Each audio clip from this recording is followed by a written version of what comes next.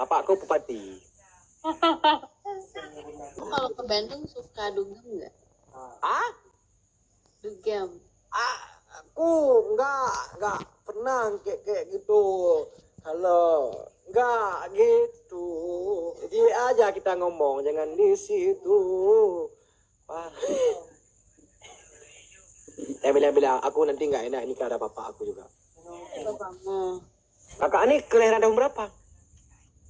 Nah, kelihatannya Kelihatannya aku nggak bisa kelihatan. Makanya kamu nilai menurutmu aku umur berapa? dua tiga kak pengadilannya pameran timur sukses terus bangku follow liarna apa enggak aku suruh follow orang baik-baik kasih untuk saya nih semoga berkat selalu hidupnya. Berapa emang umurnya? 20. 20? Iya aku 20 kakak. Oh iya oh aku udah 30.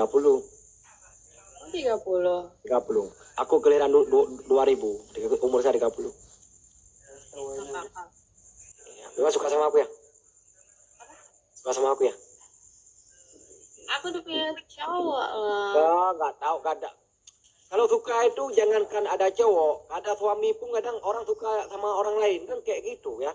Yes. Karena abang yang pertama ada perawatan, wajah bersih, mobil ada Pajero Sport, ada ngobor gini, ada Alphard, ada PT 4 cabang abang pegang.